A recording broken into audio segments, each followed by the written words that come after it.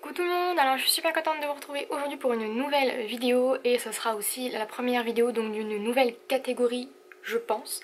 Alors je suis en train de faire du tri pour mon futur déménagement pour ceux qui le savent et en fait j'ai décidé de mettre en carton toutes les choses dont je ne comptais pas me servir dans les 2-3 mois à venir et tout le reste je le garde pour faire donc des créations comme je fais d'habitude et comme je vous présente.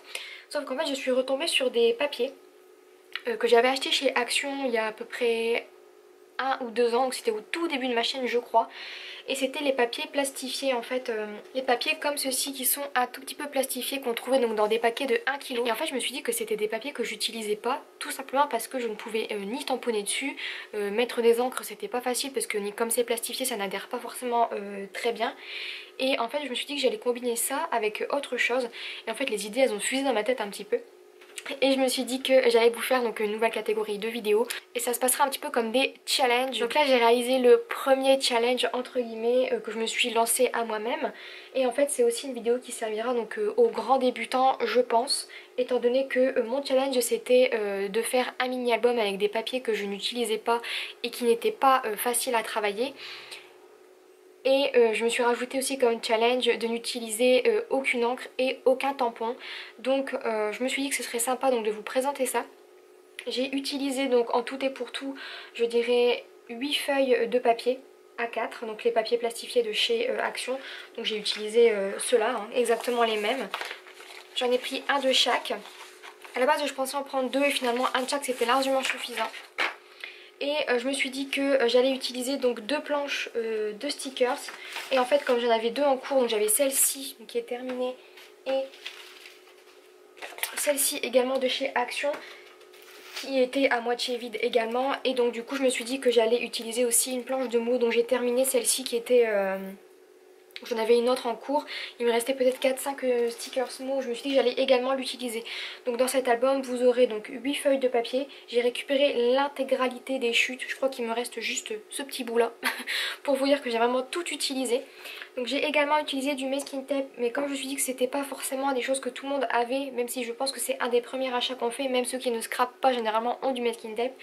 J'en ai pris 4 donc qui s'apparentaient grosso modo aux couleurs des papiers je trouve. On retrouve un petit peu le bleu foncé pour celui-ci, l'orange pour celui-ci, du bleu clair et du rose. Donc je me suis dit que c'était sympa donc de prendre que 4 masking tape. D'habitude vous savez que j'en mets vraiment beaucoup partout. Et je pense que c'est tout. J'ai également utilisé donc un anneau que l'on m'avait envoyé, donc c'est pas quelque chose que j'ai acheté ou quoi que ce soit.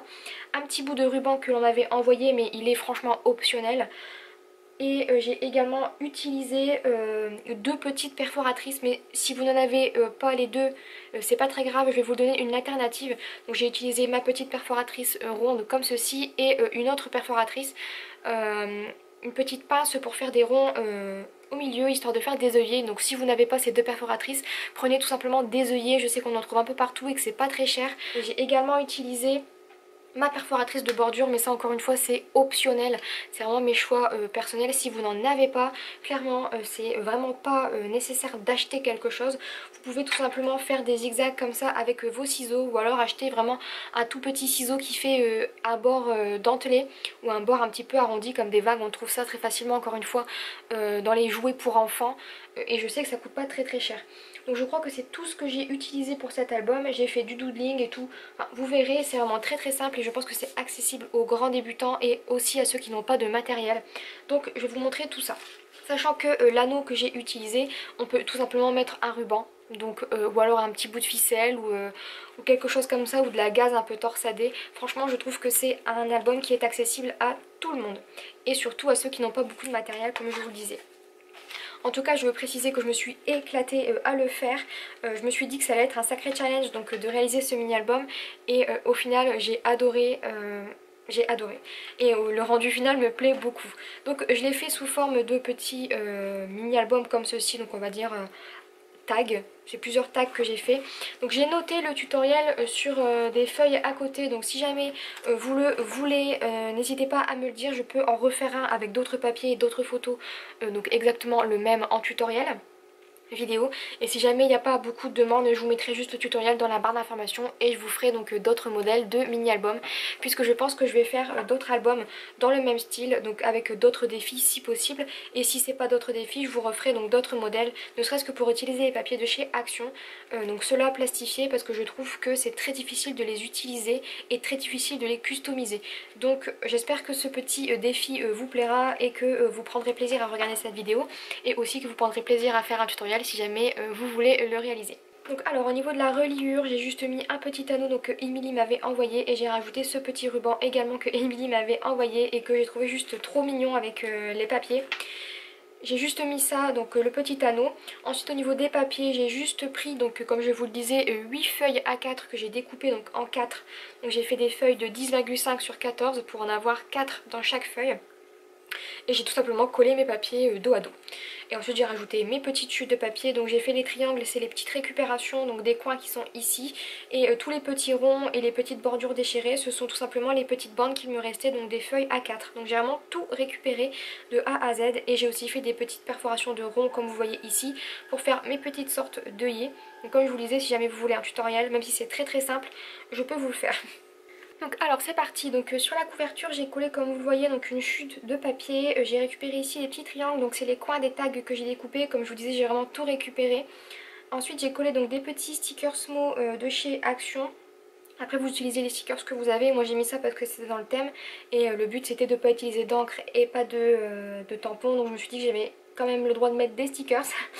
Et au final j'en ai quand même pas mis beaucoup, je me suis contentée donc de terminer celle-ci qui était déjà entamée, l'autre qui était également entamée et celle-ci qui était également entamée.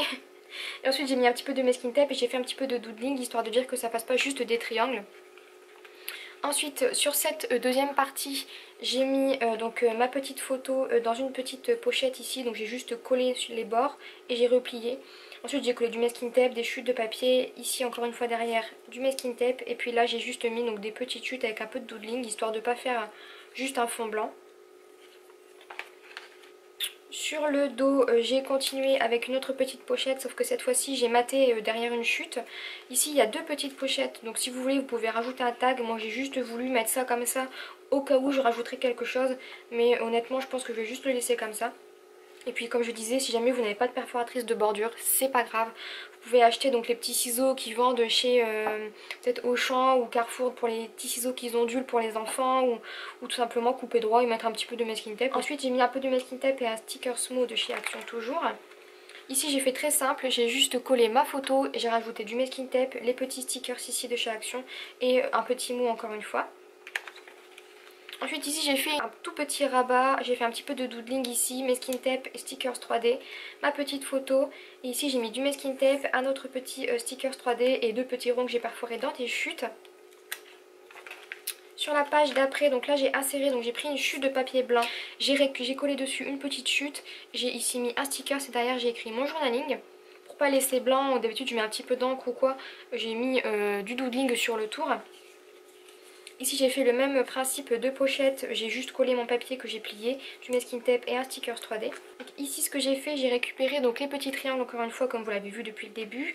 Ici j'ai mis une autre chute de papier avec ma perforatrice de bordure, et là en fait j'ai récupéré une chute de papier, donc le même papier que le papier de fond. Et en fait je l'ai découpé en forme de rectangle et je l'ai mis sur mousse 3D. Donc si vous n'en avez pas, vous pouvez prendre un petit papier, 2-3 épaisseurs de papier, ou alors un petit morceau de cartonnette. Donc comme je vous dis, c'est encore une fois de la récup. Et en fait je l'ai collé de manière à ce que ça fasse juste un relief, mais sur la même position que le papier de fond. Et je trouvais que ça rendait super bien. Donc j'ai collé ma photo et un petit mot encore une fois. Sur la page suivante, donc c'est une des plus simples, j'ai juste collé ma photo, du masking tape. J'ai collé un petit mot de chez Action et je pense que je vais juste rajouter ici un alphabet pour compléter ce petit mot. Mais je trouvais que la couleur verte suivait parfaitement avec le reste. Sur la page suivante, donc j'ai collé donc deux chutes de papier que j'avais perforées, mais pareil si vous les laissez rectangles, c'est vraiment pas grave, vous pouvez faire un petit peu de fausse couture et puis ça passe nickel.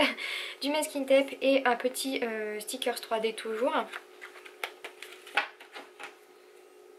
Sur la page suivante, encore une fois là j'avais collé donc de manière à faire une petite pochette, mais j'ai complètement collé la pochette. J'ai mis deux petits triangles un peu cachés derrière la photo, du masking tape et un stickers. Donc si vous voyez du blanc autour de certaines photos, je les ai juste matés sur du papier, imprimante, Comme ça je me dis que tout le monde a du papier imprimante et c'est pas forcément du gros papier. Donc je me dis que c'est aussi faisable pour tout le monde. Ensuite ici j'ai refait le même système de pochette avec le pliage.